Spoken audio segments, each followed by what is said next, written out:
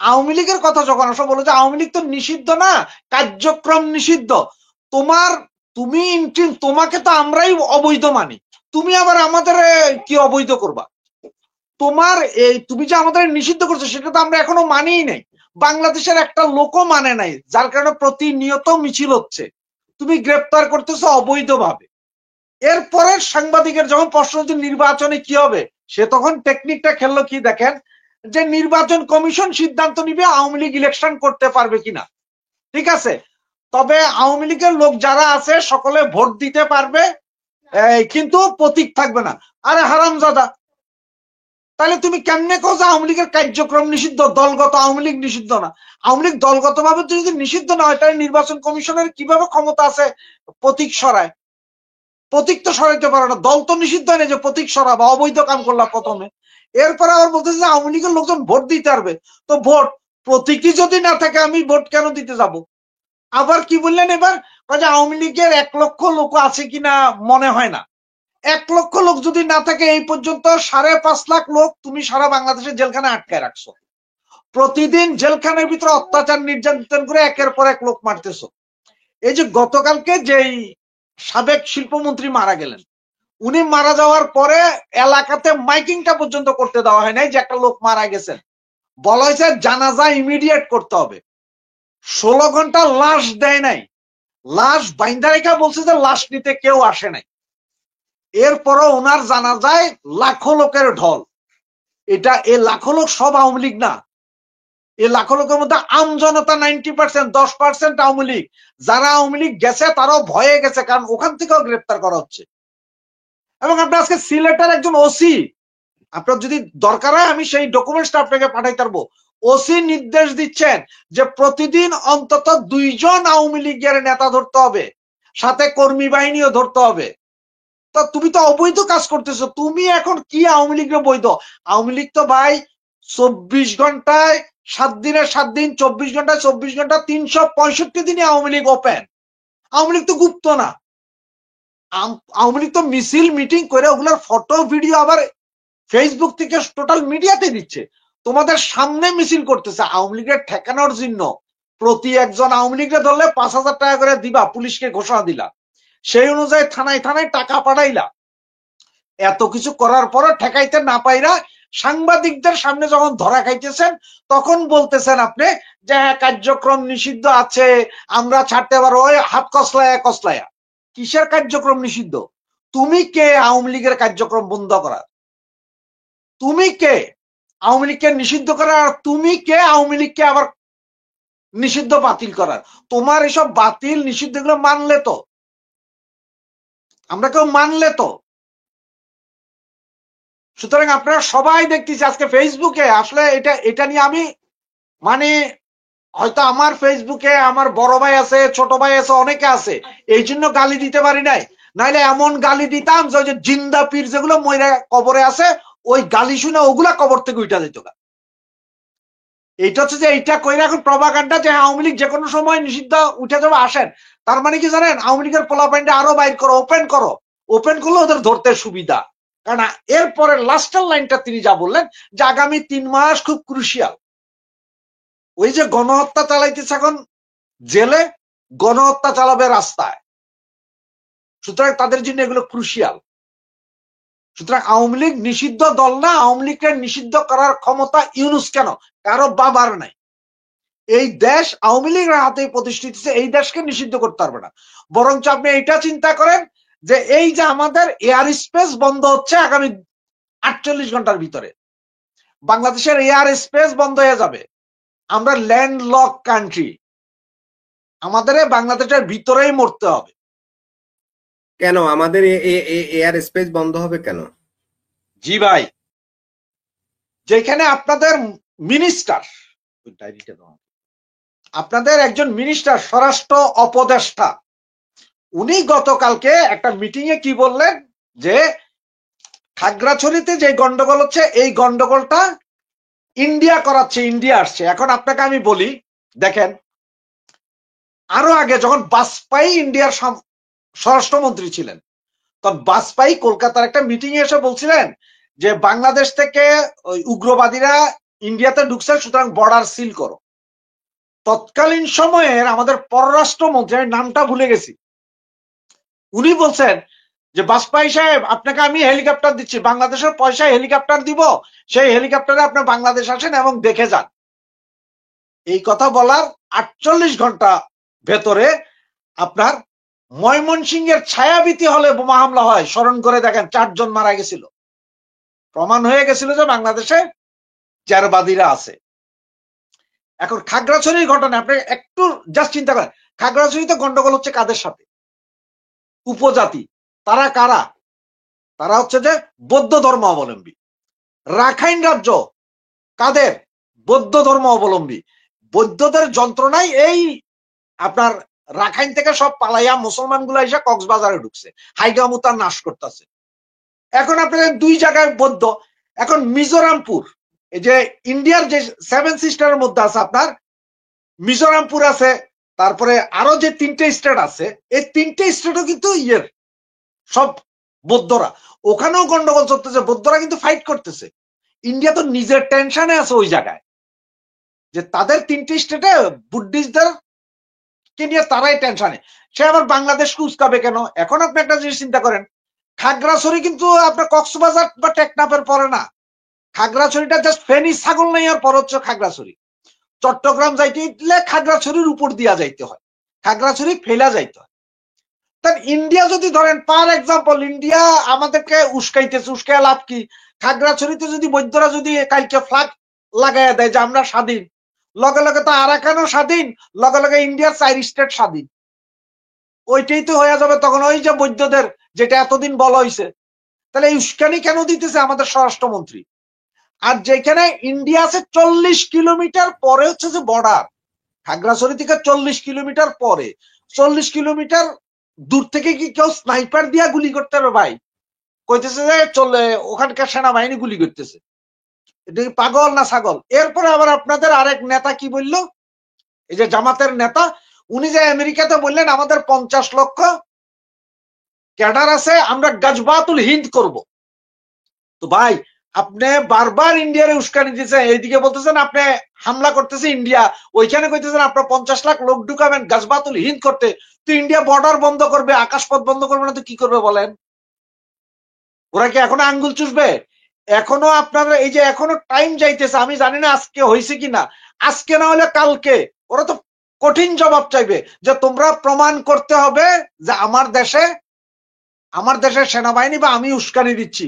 Already আজকে কান্নাকাটি শুরু হয়ে গেছে, চাল দেওয়া বন্ধ করে দিছে ইন্ডিয়া, কালকে থেকে আটা, লবণ, তেল, চর্বি সব বন্ধ করে দিব। কি করবেন? আপনি আমার জিজ্ঞেস করতে কেন আকাশপথ বন্ধ করবে? আপনার একটা কূটনীতিক ব্যাপার আছে। হয়তো আমার স্বরাষ্ট্রমন্ত্রী কি বলতে পারতেন, উনি বলতে পারতেন যে দেখেন আসলে আপনার দেশেও সেম সমস্যা, আমার এখানেও সেম সমস্যা, আসেন আমরা সবাই মিলে এটাকে একটা সলিউশনে নিয়ে যেতে পারি কিনা।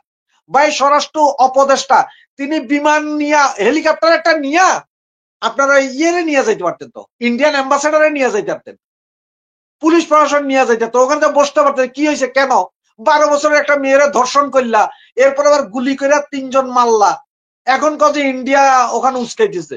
ভাই কথার যুক্তি থাকতে হইব তো। সব কোন যুক্তি ছাড়া এইভাবে কথা বললে আপনি একটা দেশ কয়বার মানবে? আপনি আক্রমণের কথা বলবেন, আপনি সৈন্য সামন্ত রেডি করবেন, তো ইন্ডিয়া কি আকাশপথ আর নিজের বর্ডার সিল না করে পারবে? আর আমি যদি এখন ইরান যদি বলে যে আমি কালকে আমেরিকাতে বোমা মারবো, ইরান তার আকাশপথ বন্ধ করবে না? আমেরিকা তার আকাশপথ বন্ধ করবে না? আমেরিকা তার বর্ডার সিল করবে না? তাহলে ইন্ডিয়া কেন করবে না? আপনি হুমকি দিচ্ছেন পাবলিকলি, আপনি বড় বড় মিটিং করে অন্য দেশে যায় বলতেছেন যে ইন্ডিয়াতে আমরা গাজবাতুল হিন্দ করব। আপনার স্বরাষ্ট্রমন্ত্রী বৈশা বলতেছে ইন্ডিয়া আমাদের খাগড়াছড়িতে আইসা গোলাগুলি করতেছে। এগুলো কোনো কথা নাকি ভাই? তার মানে আপনার সেনাবাহিনী কি, আপনার সেনাবাহিনী কি দুধু খায়? 40 কিলোমিটার ভিতরে ইন্ডিয়ান সেনাবাহিনী ঢুকে গেল, আপনার সেনাবাহিনী তো নাই। তাইলে এই সেনাবাহিনীর দরকার কি? ক্যান্টনমেন্ট ভাঙে উড়ে দেন, ইট পাটকেল খুলে লয়, কিছুর দরকার নেই আমার। আমি গোলাম মাওলা রনি, সাবেক এমপি, ওনার একটা বক্তব্যকে কোট করেছি। সেটা হচ্ছে তিনি বলেছেন আওয়ামী লীগ ঝটিকা লোকজন ঝটিকা মিছিল করছে, বাইরের মানুষ তালি দিচ্ছে, এখন সামাজিক মাধ্যমে শেখ হাসিনার পক্ষে স্লোগান হচ্ছে, লাখ লাখ মানুষ লাইক দিচ্ছে, কমেন্ট করছে, শেয়ার দিচ্ছে, অথচ এই মানুষগুলো গত 1 বছর আগে আওয়ামী লীগের বিরোধী ছিল। তাইলে আওয়ামী লীগের বিরোধী মানুষগুলো এখন আওয়ামী লীগের পক্ষে চলে আসছে কিনা, এই ওনার বক্তব্য অনুসারে আপনার কি মত? রাশেদ হাসান। সর্বপ্রথম বলবো যে আমি গোলাম মোল্লা রনি, তারপরে মাসুদ কামাল, পিনাকি, ইলিয়াস, এরা কি বলে এটা শোনার মতন ইচ্ছা বা রুচি আমার ধরে না। এরা সবাই হচ্ছে যে ছাত্রী। এখন যখন দেখছে যে এরা সব জুলাইয়ের আগে, জুলাই আগস্টে এরা সব আওয়ামী লীগ বিরোধী ইউটিউব করে পয়সা কামাইছে, এখন যখন দেখছে যে আওয়ামী লীগের কথা না কইলে আর পয়সা কামান যায় না, তখন এরা এই আওয়ামী লীগের সাথে পয়সা কামানোর জন্য এখন আওয়ামী লীগের পক্ষে কিছু কিছু কথা বলে। আবার যেই শুনছে যে এস আলম মনে হয় 4,000 কোটি টাকা ঢুকাইছে, তখন এই ইউটিউবার মনে করছে যে আরে এইবার তো আবার টাকা আসবে, কারণ 29 মিলিয়ন থেকে যেই টাকা ভাগে পাওয়ার ওইটা তো পায়ে গেছে, এখন তো আর কেউ টাকা দেয় না। সুতরাং এরা এখন আওয়ামী লীগের খুব প্রশংসায় পঞ্চমুখ হবে, এটা নরমাল। আর একটা কথা, যে এই গোলাম মোল্লা রনি বলেন আর যাদেরই বলেন, এদেরা তো আওয়ামী লীগের আমলে আওয়ামী লীগের বিরুদ্ধে কথা বলছে, সংসদের দ্বারাইও শেখ হাসিনার বিরুদ্ধে কথা বলছে না সবাই, তখন কিন্তু এদের কাউরে জেলে যাইতে হয় না। মঞ্জুরুল আলম পান্না, উনি কি কম বলিয়াছিলেন? উনি তো আলহামদুলিল্লাহ বলিয়াছিলেন 5 তারিখে যে আমি দেশ মুক্তই আছে, এই ধরনের কথাবার্তা উনি বলিয়াছিলেন না?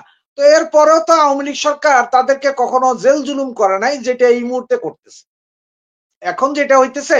সুতরাং এগুলো দেখে ওনারা ভয় তো একটু পাইতেইছে। আবার ওনাদের মনে আরেকটা ভয়, যে আওয়ামী লীগ গত 1 বছরে যেভাবে হেরাম দেখাইয়া যাইতেছে, এটা অকল্পনীয় ওনাদের জন্য। তার কারণ হচ্ছে কি না না, জানেন? আমি বললাম যে উনি কি আওয়ামী লীগের প্রশংসা করলো না ঈর্ষা করলো ওনার এই বক্তব্যের মাধ্যমে? ওইটাতেই আসতেছি।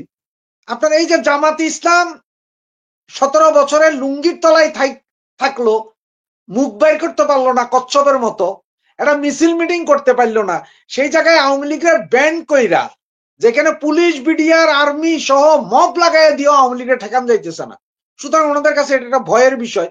আর এইটা এখন ওনারা এগুলা, ওই যে আপনারা বললেন যে উনি ক্রিটিসাইজ করে নাই বা উনি আওয়ামী লীগের পক্ষেও বলে নাই, উনি ওনার নিজের ইনকামের কথা চিন্তা করতেছে, যে উনি দেখলো যে আওয়ামী লীগ সম্বন্ধে 2-4-5টা কথা বললে অন্তত ভিউ বাইরে যাবে না। না না, রাশেদ হায়দার ভাই, তাহলে কি না না ওনার না না, কথাটা কি মাসুদ মিথ্যা? ভাই, ওনার মাসুদ ভাই, বক্তব্যটা মিথ্যা কিনা সেটা বলেন।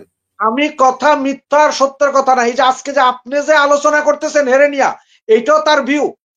আওয়ামী লীগের উপরে আমরা অনেকেই ক্ষোভ ছিল, আমার নিজেরও ব্যক্তিগতভাবে ক্ষোভ ছিল, কেন মাদ্রাসার সার্টিফিকেট আর আমাদের স্কুলের সার্টিফিকেট এক করছে, এগুলো নিয়ে আমরা নিশ্চুপ ছিলাম, কিন্তু আমরা কেউ আওয়ামী লীগের বাইরে ভোট দেই নাই। এখন যেটা আওয়ামী লীগ মিছিল করতে সাধারণ পাবলিককে তো এই ইউটিউবরাই ভুল বুঝাইছিল, যে ওরা বলছিল সাধারণ পাবলিককে যে আপনাদেরকে স্বর্গে নিয়ে যাব, আর স্বর্গে নিতে যায় দোজকে নিয়ে গেছে, সাধারণ পাবলিক তালি দিয়া বাইরে দিতেছে, এটা তো নর্মাল ভাই, এটা তো নর্মাল। আওয়ামী লীগের স্লিপার সেল আছে, এটা পৃথিবীর সবাই জানে, ওরা বের হচ্ছে এখন। আমরা যারা আগে এই 15 বছর আমাদের চেহারা দেখেন না, তারা এখন বেরিয়ে আসছে আবার, কারণ আমরা জানি যে আওয়ামী লীগ ছাড়া এই দেশের স্বাধীনতা সার্বভৌমত্ব থাকবে না, এই দেশ জঙ্গলের কানুন শুরু হবে এই দেশে। এখন গোলাম মোল্লা রনি বলছে যে সাধারণ পাবলিক, আর সাধারণ পাবলিক তালি দিতেছে গোলাম মোল্লা। হু ইজ গোলাম মোল্লা রনি? ওর মতন ছাত্রী এটা কে, যে সে বললেই আমার রাশেদ মানিয়ে হায়দার নিতে ভাই, আমি হবে? বিষয়টা আপনাকে বুঝাইতে পারি নাই তো। আমি বলতে চাচ্ছি যে তার কথাটা, সে যে বলছে যে আওয়ামী লীগের ঝটিকা মিছিল মানুষ হাততালি দিচ্ছে, এটা কি কথাটা আওয়ামী লীগের জন্য ভালো হলো না আওয়ামী লীগের জন্য খারাপ হলো সেটা বলেন, বা আমি এটা সত্য ওইটাই, কিনা এই কথাটা।